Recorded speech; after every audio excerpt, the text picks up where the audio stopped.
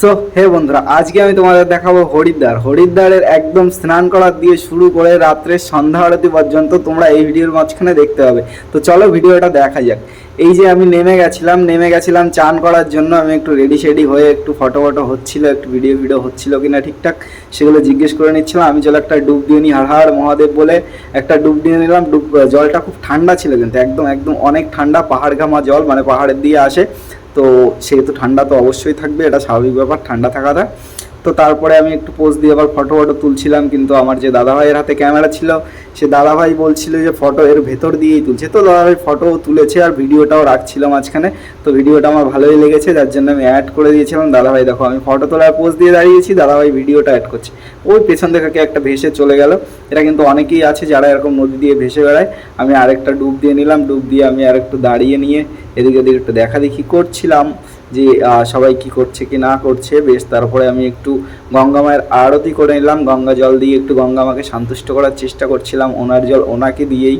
তো দেখি মা আমাদের উপরে কৃপা করেন কি না। আমি মাকে বা বাবাকে সবাইকেই খুশি করার চেষ্টা করে থাকি। তারপরে উপরের দিকে উঠে যাচ্ছিলাম, একটা কাকিমা বললো যে গঙ্গা মাকে নাকি দুধ দিয়েও ভালোবাসতে হয়, দুধ চড়াতে হয়। তো আমি সেটাও করছিলাম, সেটা করে আমি একটু আমার ক্রিয়া মতন একটু জলটাকে 3বার ওটাখানে ছড়িয়ে দিচ্ছিলাম।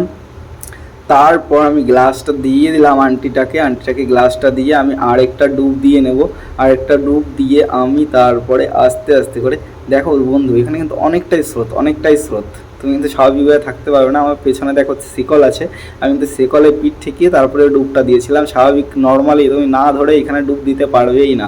তুমি যত বড় ভালোবান হও, তোমার না ধরে ডুব দেওয়ার ক্ষমতাই নেই। তারপরে আমি বিকালবেলা আমরা আবার ড্রেস চেঞ্জ করে রুম থেকে আবার চলে গেছিলাম সন্ধ্যা আরতি দেখার জন্য। দেখো সন্ধ্যার সাজে সেজে উঠেছে পুরো হরিদ্বারটা সেজে উঠেছে। দেখো কত সুন্দর লাগছে না হরিদ্বারটা।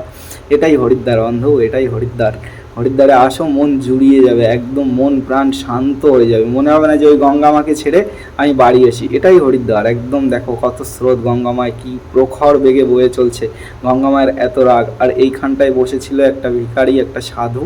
তো তোমরা মানে এনাদেরকে দেখলে অবশ্যই টাকা পয়সা কিছু 2 টাকা 1 টাকা চাই, খুচরো টাকা থাকবে, সেগুলো দিয়ে হেল্প করার চেষ্টা করবে। আর এইখানটায় সন্ধ্যা আরতি হচ্ছিল জন্য সন্ধ্যা আরতির ডালা বিক্রি হচ্ছিল, আমি একটা ডালাও নিয়েছিলাম। তারপর আমি চলে গেলাম সন্ধ্যা আরতি করতে, গঙ্গা মায়ের সঙ্গে একটু সন্ধ্যা আরতি করে নিলাম। মায়ের কাছে একটু শুভ কামনা চাইলাম যে মা সবার মঙ্গল করুক, আমাদের পাশে থাকুক, মা আমাদের দুনিয়াটাকে রক্ষা করে রাখুক। আমাদের পৃথিবীতে এমনিতেই জলের কমতি হয়ে যাচ্ছে, যেখানকার যত নদী আছে ম্যাক্সিমাম নদীঘাটে শুকিয়ে যাচ্ছে। তো গঙ্গা মাকে আমি সেটাই বলছিলাম যে মা যেন এরকমভাবেই বয়ে চলে, আমাদের যেন জলের কষ্ট কোনো দিন না হয়। তো তারপরে এই দেখো সন্ধ্যার সাজে একদম পুরো হরিদ্বারটা, জলটা দেখো কত সুন্দর লাগছে না। এটাই হরিদ্বার বন্ধু। তোমরা সবাই যদি পারো একবার করে হরিদ্বার যাবে, একবার ভিডিওর মাঝখানে বলে দিও কমেন্টের বক্সে এসে হর হর মহাদেব এবং জয় গঙ্গা মা কি জয়। দেখো এই যে পুরো হরিদ্বারটা কত সুন্দর লাগছে। চলো টাটা বাই বাই, নেক্সট ভিডিওর জন্য ওয়েট করো। Love you all.